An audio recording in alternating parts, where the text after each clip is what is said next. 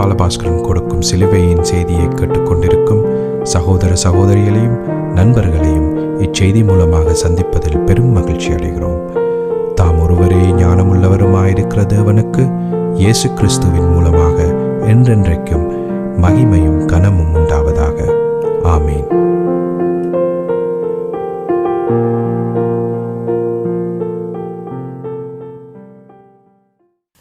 நான் போல் பாலபாஸ்கரன். நான் ஒரு இவாஞ்சலிஸ்ட். சிலுவையின் செய்தி என்ற இந்த நிகழ்ச்சியில் என் சகோதரர்கள், என் சகோதரிகள், என் நண்பர்கள் எல்லோரையும் சந்திப்பதில் நான் பெரும் மகிழ்ச்சி அடைகிறேன். கர்த்தராகிய இயேசு கிறிஸ்து இந்த அருமையான நேரத்தை எங்களுக்கு ஒதுக்கி தந்தார். இந்த நேரத்தில் கர்த்தருடைய வார்த்தைகளை உங்களோடு பகிர்ந்து கொள்வது எனக்கு மிகுந்த சந்தோஷமாக இருக்கிறது. கர்த்தருடைய வார்த்தை ஜீவ அப்பம் என்பதை நாம் அறிந்து கொள்ள வேண்டும். அப்போ ஜீவ அப்பமாக இருக்கிறபடியினால் அதனை புசிக்க வேணும் என்று சொல்லி யோவான் 6ஆம் அதிகாரத்திலே ஆண்டவர் சொல்லியிருக்கிறார். என்னுடைய இரத்தத்தை நீங்கள் பானம் பண்ண வேணும், என்னுடைய இரத்தத்தை நீங்கள் பானம் பண்ண வேணும், என்னுடைய சரீரத்தை நீங்கள் புசிக்க வேணும் என்று சொல்லி அவர் சொல்லியிருக்கிறார். அப்போ அவர் என்னத்தை சொல்லியிருக்கிறார்? நீங்கள் என்னையும் நான் சிலுவையில் செய்து முடித்ததையும் அறிந்து அதனை விசுவாசித்து அந்த விசுவாசத்தில் நிலைத்திருப்பீர்கள், ஆனால் உங்களுக்கு நித்திய ஜீவன் உண்டு என்று சொல்லி அதே யோவான் 6ஆம் அதிகாரத்தில் சொல்லியிருக்கிறார். அப்போ நாம் அறிந்து கொள்ள வேண்டியது சிலுவையின் செய்தி என்ற இந்த நிகழ்ச்சியில் சிலுவையை பற்றியே நீங்கள் கேட்கிறீர்கள் என்பதை நீங்கள் அறிந்து கொள்ள வேண்டும். அப்போ இந்த சிலுவையின் செய்தியிலே என்ன கடைசியாக என்னுடைய இறுதி நோக்கம் என்ன என்பதை நான் ஒவ்வொரு நிகழ்ச்சியிலும் சொல்லியிருந்தேன். ரோமர் 6ஆம் அதிகாரம், ரோமர் 7ஆம் அதிகாரம், ரோமர் 8ஆம் அதிகாரம் ஆகிய 3 அதிகாரத்தையும் உங்களுக்கு பிரசங்கிப்பதே இந்த சிலுவையின் செய்தியினுடைய இறுதி நோக்கம் ஆகும். அப்போ இந்த 3 அதிகாரங்களிலும் இருக்கிறது என்ன? ஜெயம் கொண்ட கிறிஸ்தவ வாழ்க்கைக்கு தேவனால நியமிக்கப்பட்ட வழிமுறைகள் இந்த 3 அதிகாரத்திலும் பவுல் அப்போஸ்தலருக்கு வெளிப்படுத்தப்பட்டிருக்கிறபடியினால் அவர் அதை நமக்கு தந்திருக்கிறார். அந்த வெளிப்பாட்டை நாம் ஒவ்வொருத்தரும் அறிந்து கொள்ள வேண்டும்.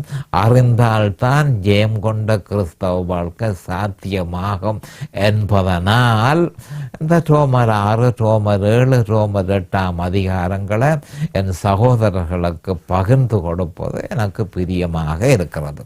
இப்படி இருக்க அநேகமான கிறிஸ்தவர்கள் சிலுவையை பற்றி எதுவுமே அறியாதவர்களாக இருக்கிறார்கள். சிலர் ரட்சிப்புக்கு ஒரு வேளை சிலுவையில் அறையப்பட்ட இயேசு கிறிஸ்து அவர்கள் கேள்விப்பட்டிருப்பார்கள்.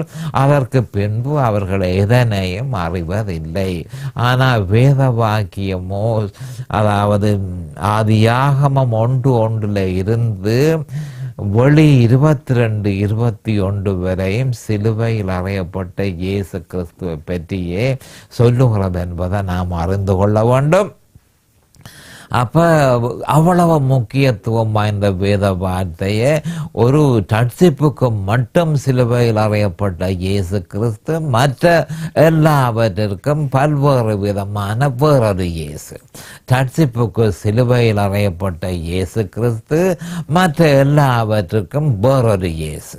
இந்த மாதிரி தான் தற்போதைய அநேகமான சபைகளில் நடைபெற்று கொண்டிருக்கிறபடியினால் இந்த சிலுவையை பற்றிய செய்தியை கேட்கிறதற்கு முதல் மேலெழுந்த வாரியாக சில அடிப்படை வேத வாக்கியங்களை எடுத்து, சிலுவையை பற்றிய அடிப்படை வேத வாக்கியங்களை எடுத்து அதனை பிரசங்கிப்பது எனக்கு அவசியமாக காண்கிறது. ஏனென்று சொன்னால் அதை கேட்டுக்கொண்டு இருப்பவர்கள் ரோமர் 6-7-8 வரும் பொழுது அவர்கள் பூரணமாக அதை அறிந்து கொள்வதற்கு, அதை புரிந்து கொள்வதற்கு இது உதவியாக இருக்கும் என்பது என்னுடைய அபிப்பிராயம். அப்போ இதற்காக நான் தெரிவு செய்த வேத வார்த்தைகள் இப்போ கொஞ்ச காலமாக 1 கொரிந்தியர் 2:2, லூக்கா 19:41-44, மத்தேயு 21:31-32, இந்த 3 வேத வாக்கியங்களையும் நான் ஏற்கனவே உங்களுக்கு பிரசங்கித்திருக்கிறேன். இப்போ 4வது வேத வாக்கியமாக தற்பொழுது லூக்கா 13:34-35 என்ற வேத வாக்கியத்தை நான் பிரசங்கித்து கொண்டிருக்கிறேன். லூக்கா 13:34-35க்கு போவோம்.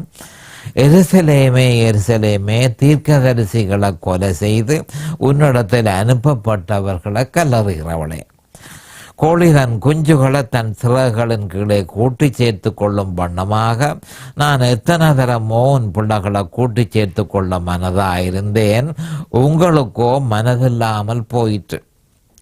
இதோ உங்கள் வீடு உங்களுக்கு பாழாக்கி விடப்படும். கர்த்தருடைய நாமத்தினால வருகிறவர் சோஸ்தரிக்கப்பட்டவர் என்று நீங்கள் சொல்லும் காலம் வரும் அளவும் என்னை காணாதிருப்பீர்கள் என்று மெய்யாகவே உங்களுக்கு சொல்லுகிறேன் என்று சொல்லியிருந்தார். நாங்கள் இப்பொழுது ஜெபத்திற்கு கடந்து செல்வோம். அருமையானங்கள் பிதாவே, உமக்கு சோஸ்திரம். பரலோகத்தின் தேவனே, உமக்கு அன்றைக்கும் சோஸ்திரம். காலதோறும் உம்முடைய கிருபைகள் புதியவைகளாயிருப்பதற்காக சோஸ்திரம்.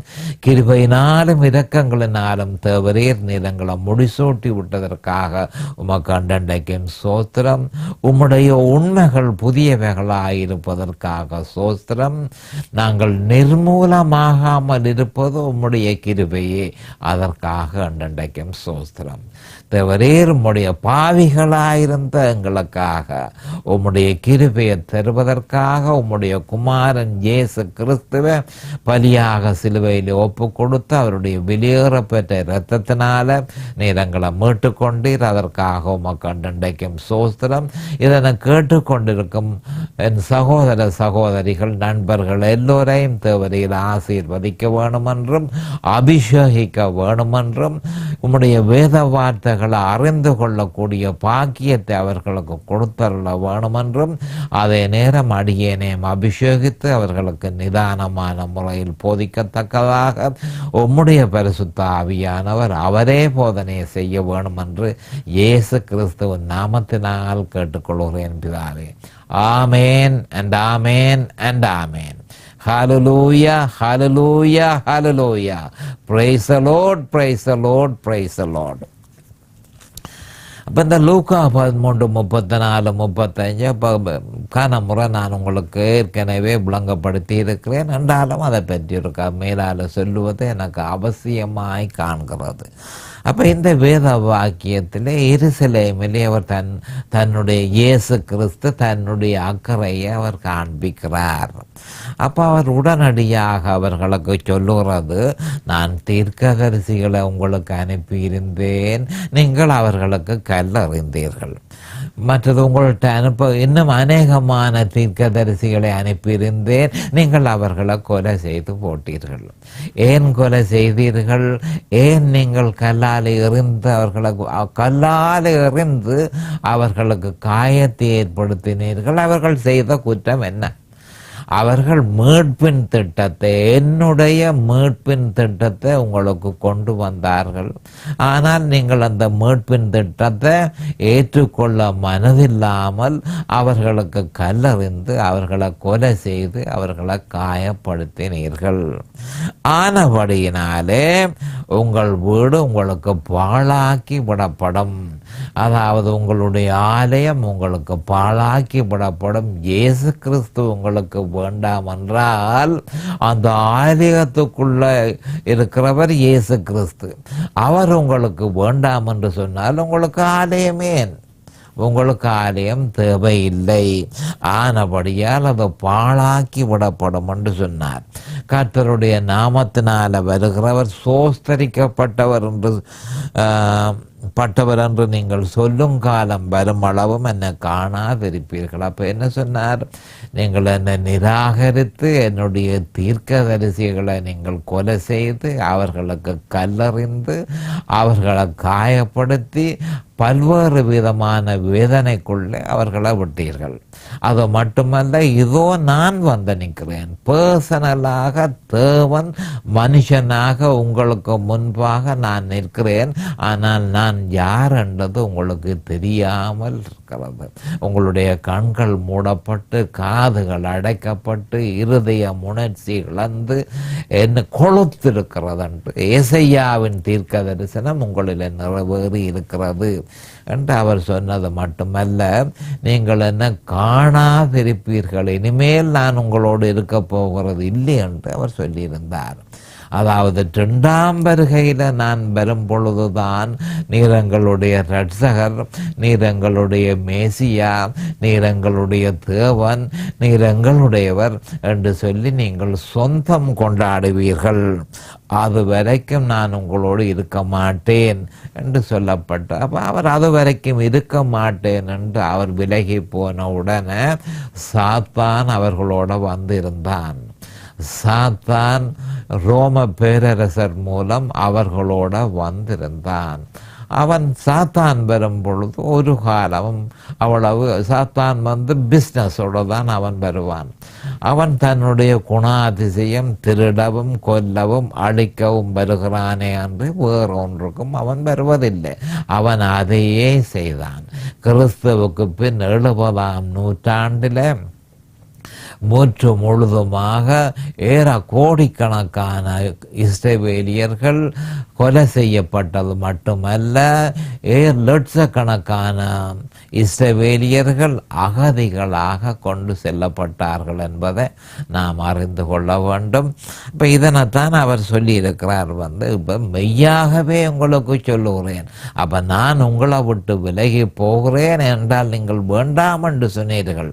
நான் வருந்தனையும் கர்த்தருடைய நாமத்தினால வருகிறவர் சோஸ்தரிக்கப்பட்டவர் என்று சொல்லும் காலம் வரும், அது வரையும் நான் உங்களோடு இருக்க போகிறது இல்லை என்று சொல்லி ஆண்டவர் விலகி போனார். சாத்தானோ முற்று முழுதுமாக அவர்களை பொறுப்பேற்று கொண்டான். அதே மாதிரி ஏராளமான கிறிஸ்தவர்கள் இப்பொழுது கேட்க வேண்டிய செய்தி சிலுவையில் அறையப்பட்ட இயேசு கிறிஸ்து. இப்பொழுது மட்டுமல்ல, எக்காலத்திலும் கேட்க வேண்டிய செய்தி சிலுவையில் அறையப்பட்ட இயேசு கிறிஸ்து. அவன் முந்தின இஸ்ரவேலியர்களுக்கு மீட்பின் திட்டம் என்ன?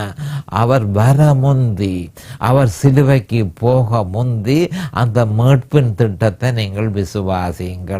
அவர் வந்த பிறகு அவர் சிலுவையில் நிறைவேற்றியது என்ன என்று சொல்லி நீங்கள் விசுவாசியுங்கள். விசுவாசம் இஸ்ரவேலியர்களுக்கும் உண்டு, கிறிஸ்தவர்களுக்கும் உண்டு என்றதை நாம் தெளிவாக அறிந்து கொள்ள வேணும். இஸ்ரவேலியர்கள் வரப்போகிறவரை விசுவாசித்தார்கள், நாங்கள் வந்தவரை விசுவாசிக்கிறோம் என்றதை நாம் தெளிவாக அறிந்து கொள்ள வேண்டும். விசுவாசம் எக்காலத்திலும் ஒன்றே என்றதை நாம் அறிந்து கொள்ள வேண்டும். இப்படி இருக்க கடந்த செய்தியில் இந்த நியாயப்படுத்துதலை பற்றி நான் உங்களோடு கொஞ்சம் விவரமாக பிரசங்கித்து கொண்டு, அது மிக முக்கியமான ஒரு விஷயம், நியாயப்படுத்துதல். இந்த நியாயப்படுத்துதலை கிறிஸ்தவன் தெளிவாக அறியவில்லையா இருந்தால், அதனுடைய தாற்பயத்தை தெளிவாக அறியவில்லையா இருந்தால், அவன் அடிக்கடி அடிக்கடி அடிக்கடி மன்னிப்பு கேட்கிறவனாகவும் மனம் திரும்புகிறவனாகவும் அடிக்கடி அடிக்கடி ஒரு தன் ரட்சிப்பை நான் இழந்துடுவனோ என்று பயந்து பல்வேறு விதமாக சாத்தானுடைய பிடிக்குள்ளே மாட்டுப்பட்டு போன ஏராளமான கிறிஸ்தவர்கள் இருக்கிறார்கள். அதுக்கு காரணம் ஜஸ்டிஃபிகேஷன் என்றால் என்ன, ஜஸ்டிஃபிகேஷன் பை ஃபெய்த் என்றதை அவர்கள் அறியாததன் நிமித்தம் இந்த இக்கட்டான நிலைமைக்குள்ள அநேகமான கிறிஸ்தவர்கள் இருக்கிறார்கள்.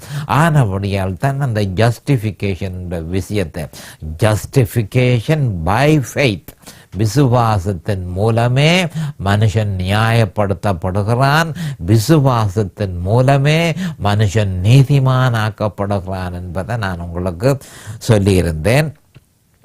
அப்போ இதையெல்லாம் இந்த நீதிமானம் விசுவாசத்தினால தான் நியாயப்படுத்தப்படுகிறான், விசுவாசத்தினால தான் நீதிமானன நியாயப்படுத்தப்படுகிறான் என்பதெல்லாம் கிறிஸ்து சிலுவைக்கு போய் தன்னை பலியாக ஒப்பு கொடுத்ததன் மூலம், பலியாக ஒப்பு கொடுத்து பாவத்தில் இருந்து நம்ம விலக்கி விட்டதன் நிமித்தமே இதனை பெறக்கூடிய பாக்கியம் நமக்கு கிடைத்தது என்பதை நாம் தெளிவாக அறிய வேண்டும்.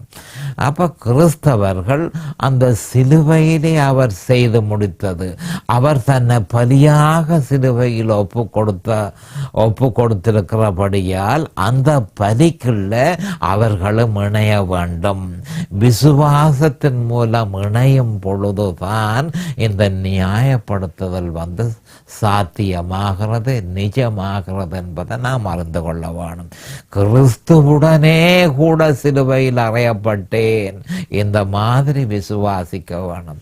கிறிஸ்துவுடனே கூட சிலுவையில் அறையப்பட்டேன், ஆயினும் பிழைத்திருக்கிறேன். அப்போ குரூசிஃபிக்ஷன், ரீசரக்ஷன், குரூசிஃபிக்ஷன், ரீசரக்ஷன், இந்த ரெண்டும் மிக முக்கியமான அம்சம்.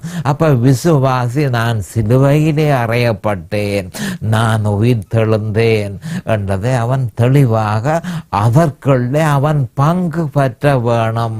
அவருடைய பாடுகளுக்குள்ளே அவன் பங்கு பெற்ற வேணும். அவருடைய உயிர்த்தெழுதலுக்குள்ளே அவன் பங்கு பெற்றும் பொழுது அவன் அவரில் இருக்கிறபடியினால் நியாயப்படுத்துதல் உடனடியாக சாத்தியமாகிறது, நிஜமாகிறது. இல்லையோ நியாயப்படுத்துதல் இல்லை. இதனைத்தான் நான் உங்களுக்கு ஏற்கனவே சொல்லியிருந்தேன். ரோமர் 6ஆம் அதிகாரம் 7ஆம் வசனம் 8ஆம் வசனத்தில் கிறிஸ்து 8ஆம் வசனத்தில் கிறிஸ்துவுடனே நாம் மரித்தோமானால், அப்போ கிறிஸ்துவுடனே மரிக்க வேண்டியது மிக முக்கியமான அம்சம். மரணம் ஏற்பட்டால் தான் உயிர்த்தெழுதல், மரணம் ஏற்படாமல் உயிர்த்தெழுதல் இல்லை. ஆனபடியால் ஒரு கிறிஸ்தவன் மரணத்துக்குள்ள பங்கு பற்றி உயிர்த்தெழுதலுக்குள்ளே அவன் விசுவாசத்தின் மூலம் பங்கு பெற்றும் பொழுதுதான் நியாயப்படுத்துதல் நடைமுறைக்கு வருகிறது என்பதை நாம் அறிந்து கொள்ள வேண்டும். அப்படி இல்லையா இருந்தால், அவருடைய பாடுகளுக்குள்ள பங்கு பெற்றாவிட்டால், அவருடைய உயிர்த்தெழுதலுக்குள்ள பங்கு பெற்றாவிட்டால் ஒரு பொழுதும் நியாயப்படுத்துதல் சாத்தியம் இல்லை என்பதை நாம் அறிந்து கொள்ள வேண்டும். அப்படி இல்லையா இருந்தால் பாவம், அந்த பாவம் ஆதாமினிடத்திலிருந்து வந்த அந்த பாவம் மறுபடியும் அவனை ஆட்கொள்ளும், மறுபடியும் அவனை ஆண்டு கொள்ளும். அந்த ரட்சிக்கப்பட்ட ஒரு மனுஷனை மறுபடியும் பாவம் ஆண்டு கொள்கிறது. என்னத்துக்கென்று சொன்னால் அவனுடைய விசுவாசம் கிறிஸ்துவனுடைய பாடுகளுக்குள்ள, கிறிஸ்துவனுடைய பாடுகளுக்குள்ள அவன் பங்கு பெற்றாததனாலும், மற்றது கிறிஸ்துவனுடைய உயிர்த்தெழுதலுக்குள்ளே அவன் பங்கு பெற்றாததனாலும், பவுல் அப்போஸ்தலர் கலாத்தியர் 2:20 விசுவாசித்தது போல் அவனுடைய விசுவாசம் நிலைத்திராததனாலும் என்ன நடக்கிறது?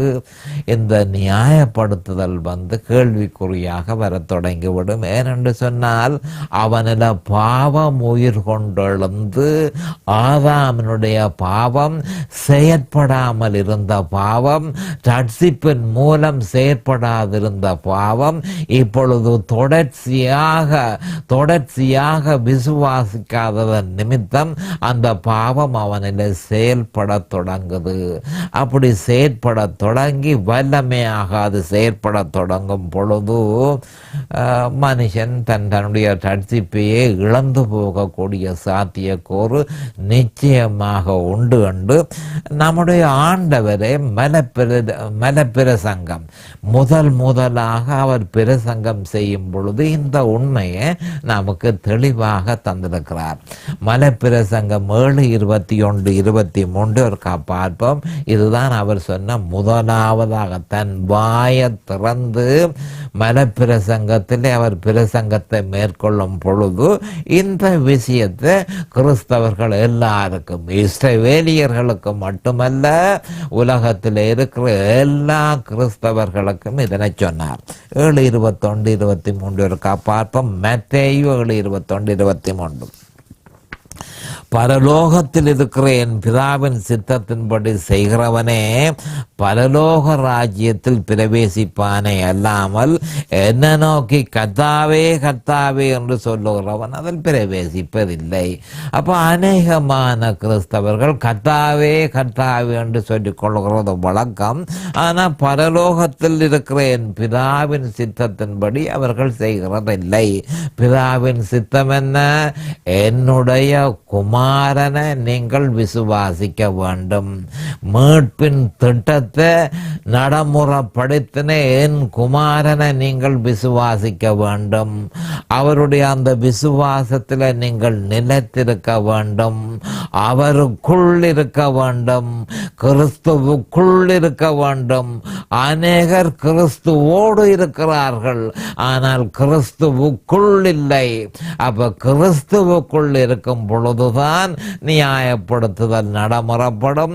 கிறிஸ்துவுக்குள் இருக்கும் பொழுதுதான் உயிர்த்தெழுதல் சாத்தியமாகும் என்றதை நாம் தெளிவாக அறிந்து கொள்ள வேணும். பரலோகத்தில் இருக்கிற என் பிதாவின் சித்தத்தின் படியே கிறிஸ்தவர்கள் செய்ய வேணும், இஸ்ரவேலியர்கள் செய்ய வேணும். அதுதான் ஒரே ஒரு முறையை தவிர வேறு எந்த முறையும் இல்லை. அதை விட்டு போட்டு கர்த்தாவே கர்த்தாவே என்று சொல்லுகிற ஒரு மனுஷனும் பரலோக ராஜ்யத்தில் பிரவேசிப்பது இல்லை என்று சொல்லி மத்தேயு 7:22 நம்முடைய ஆண்டவராகிய இயேசு கிறிஸ்து சொல்லியிருக்கிறார். 7:22 அந்நாளில், இதை எல்லாரும் நீங்கள் கவனமாக கேட்க வேணும். மிகவும் ஆபத்தான ஒரு வசனம் இந்த வசனம். இதை பயத்தோடும் நடுக்கத்தோடும் இந்த வார்த்தையை நீங்கள், என்னால் வேறு யாரும் இல்லை, கர்த்தராகிய இயேசு கிறிஸ்துவே இந்த வார்த்தையை சொல்லி இருக்கிறார் என்பதை கிறிஸ்தவர்கள் அறிந்து கொள்ள வேண்டும். அந்நாளில் அநேகர் என்ன நோக்கி கர்த்தாவே கர்த்தாவே உமது நாமத்தினாலே தீர்க்க தரிசனம் உரைத்தோம் அல்லவா, உமது நாமத்தினாலே பிசாசுகளை துரத்தினோம் அல்லவா, உமது நாமத்தினாலே அநேக அற்புதங்களை செய்தோம் அல்லவா என்பார்கள். அப்போ ஆரம்பத்திலே அவர்கள் நியாயப்படுத்தப்பட்டவர்கள், பின்பு கொஞ்ச காலத்திலே அவர்கள் நியாயப்படுத்துதலை இழந்தார்கள். காரணம் என்ன? அந்த விசுவாசத்திலே அவர்கள் தொடர்ந்து நிற்காததன் நிமித்தம் கிறிஸ்துவையும் அவர் சிலுவையில் செய்து முடித்ததையும் தொடர்ந்து விசுவாசித்து அந்த விசுவாசத்தில் நிலைத்திருக்காததன் நிமித்தம் அவர்களுக்கு இந்த 22ஆம் வசனம் 22ஆம் வசனத்தை, அதாவது அவர்கள் தங்களுடைய ஆத்துமாவையே இழந்து போகக்கூடிய ஒரு நிலைமைக்கு போய்விட்டார்கள் என்பதை ஆண்டவராகிய இயேசு கிறிஸ்து தெளிவாக சொல்லியிருக்கிறார். அப்ப அந்நாளிலே, எந்நாளிலே? மரணம், கிறிஸ்தவனுக்கு மரணம் சம்பவித்த நாளிலே, அந்நாளிலே அநேகமான கிறிஸ்தவர்கள், இதை உலகத்துக்கு சொல்லவில்லை, ரட்சிக்கப்படாதவர்களுக்கு சொல்லவில்லை, அநேகர் என்று சொல்லும் பொழுது ஆருக்கு அவர் சொல்கிறார்? கிறிஸ்தவர்களுக்கே அவர் சொல்லுகிறார் என்பதை நாம் தெளிவாக அறிந்திருக்க வேணும். என்ன நோக்கி? இயேசு கிறிஸ்துவ நோக்கி. அப்போ பூமியில மரித்து தன்னுடைய சரீரம் அடக்கம் பண்ணப்பட்ட பிறகு அவனுடைய ஆவி, கிறிஸ்தவனுடைய ஆவியும் கிறிஸ்தவனுடைய ஆத்மாவும் பரலோகத்துக்கு எழும்பின உடனே, பரலோகத்தை அவர் படைத்தவர்கிட்ட போக அந்த ஆவியும் ஆத்மாவும் முயற்சி செய்த உடனே கட்டளை வருகிறது. என்ன மாதிரி கட்டளை வருகிறது? நெல்லுங்கள், அங்க பரலோக ராஜ்யத்துக்குள்ள நீங்கள் பிரவேசிக்க முடியாது என்று கர்த்தராகிய இயேசு கிறிஸ்துவிட்ட இருந்து கட்டளை வருகிறது. கர்த்தாவே கர்த்தாவே அப்படி அவர் சொன்ன உடனே அந்த கிறிஸ்தவர்கள் என்ன சொல்கிறார்கள்? கர்த்தாவே கர்த்தாவே உமது நாமத்தினால் தீர்க்க தரிசனம் உரைத்தோம் அல்லவா, உமது நாமத்தினால் பிசாசுகளை துரத்தினோம் அல்லவா, உமது நாமத்தினால அநேக அற்புதங்களை செய்தோம் அல்லவா. அப்ப கேட்டுக்கொண்டது விசுவாசிக்க சொல்லி அவர் கேட்டாரே தவிர மற்றதுகள் ஒன்றையும் அவர் கேட்கவில்லை. தேவையான என்னை அறிந்து கொள்ளுங்கள், விசுவாசத்தின் மூலம் அறிந்து கொள்ளுங்கள், கிரியைகளின் மூலம் அல்லாமல் விசுவாசத்தின் மூலம் என்னை அறிந்து என்னை விசுவாசித்து அந்த விசுவாசத்தில் நிலத்திருங்கள் என்றுதான் நான் சொன்னேன். ஆனால் நீங்களோ நாங்கள் உமது நாமத்தை பாவித்து தீர்க்க தரிசனம் சொன்னோம் அல்லவா, உமது நாமத்தை பாவித்து பிசாசுகளை துரத்தினோம் அல்லவா, உமது நாமத்தை நாங்கள் எடுத்து அந்த நாமத்தினால பிசாசுகளை உமது நாமத்தினால நாங்கள் பிசாசுகளை துரத்தினோம் அல்லவா. அப்ப என்ன சொல்லுகிறேன் நான் அவர்கள் அவருக்குள்ள கிறிஸ்துவுக்குள் இருக்கவில்லை, கிறிஸ்துவை விசுவாசிக்கவில்லை, அவர் சிலுவையில் செய்து முடித்ததை விசுவாசிக்கவில்லை. ஆனால் கிரியைகள் எல்லாவற்றையும் அவர்கள் செய்தார்கள், தீர்க்க தரிசனம் சொன்னார்கள், பிசாசுகளை கலைத்தார்கள், அற்புதங்களை செய்தார்கள். அது விசுவாசம் இல்லை, அது விசுவாசம் இல்லை என்பதை நாம் தெளிவாக அறிந்து கொள்ள வேணும். விசுவாசம் இயேசு கிறிஸ்துவையும் அவர் சிலுவையில் செய்து முடித்ததை விசுவாசித்து தொடர்ந்து அந்த விசுவாசத்தில் நிலைத்திருக்க வேண்டியதுதான் தேவன் கேட்டுக்கொண்டது. இதைத்தான் 1 கொரிந்தியர் 2:2 தெளிவாக சொல்லப்பட்டிருக்கு. இதைத்தான் கலாத்தியர் 6:14 தெளிவாக சொல்லப்பட்டிருக்கிறது. 1 கொரிந்தியர் 2:2 இயேசு கிறிஸ்துவை சிலுவையில் அறையப்பட்ட அவரையே அன்றி வேறொன்றையும் உங்களுக்குள் அறியாதிருக்க தீர்மானித்திருந்தேன். இதோ மத்தேயு 7:22 வேறு ஒன்றையே அவர்கள் அறிந்திருக்கிறார்கள். அறியாததென்ன? அவரையும் அவர் சிலுவையில் செய்து முடித்ததையும் அவர்கள் அறிய விரும்பவில்லை. ஏனென்று சொன்னால் அவர்களுக்கு மனதில்லாமல் போய்விட்டது. அப்போ இதை நாம் தெளிவாக அறிந்து கொள்ள வேண்டும். இதுதான் எங்களுடைய பிரச்சனை. அப்போ உடனடியாக அவர்களுக்கு மறுமொழி என்ன வருது?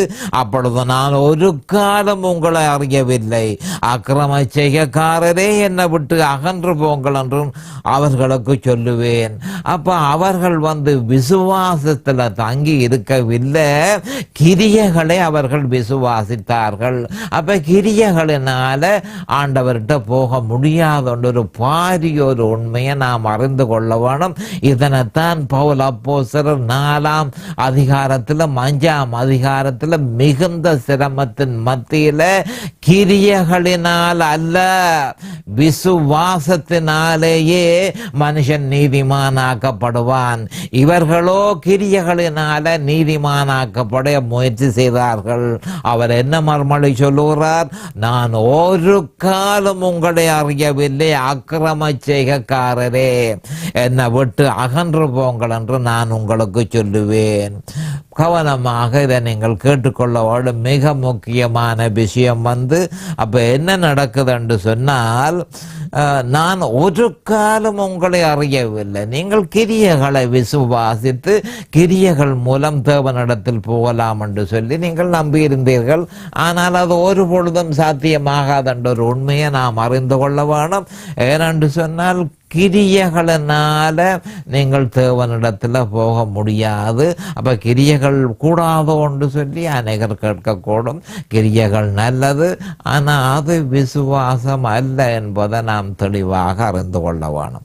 அப்போ துரதிர்ஷ்டவசமாக ஒரு தப்பான உபதேசம் நடைமுறையில் இருக்கிறது என்பதை நாம் அறிந்து கொள்ள வேண்டும். அது என்னவென்றால், ஒரு முறை ரட்சிக்கப்பட்டு நியாயப்படுத்தப்பட்டால் இனிமேல் எந்த பாவத்தை செய்தாலும் பரவாயில்லை, பாவ மன்னிப்பு கேட்க வேண்டியதில்லை. இது ஒரு மிக முக்கியமான ஒரு விஷயம். அடுத்த செய்தியில் நான் இதை பற்றி தெளிவாக உங்களுக்கு விளங்கப்படுத்துவேன். அது வரைக்கும் கர்த்தராகிய இயேசு கிறிஸ்துவின் நாமத்தினால் நான் உங்களை ஆசீர்வதிக்கிறேன். அவருடைய கிருபையும் அவருடைய இரக்கமும் உங்களுக்கு தாராளமாக இருப்பதாக. இயேசுவின் நாமத்தில் பரிசுத்த பிதாவே. ஆமேன் அண்ட் ஆமேன் அண்ட் ஆமேன். இந்த சிலுவையின் செய்தியை கேட்பவர்கள் அதன் ஆவிக்குரிய பலனை பூரணமாக அடைய வேண்டும் என்பதே நம்முடைய பிரார்த்தனையாகும். தொலைபேசி மூலம் தொடர்பு கொள்ள விரும்புவோர் 647-465-1224 மூலமும், இமெயில் மூலம் தொடர்பு கொள்ள விரும்புவோர் paulbalabhaskaran@gmail.com மூலமும் தொடர்பு கொள்ளலாம்.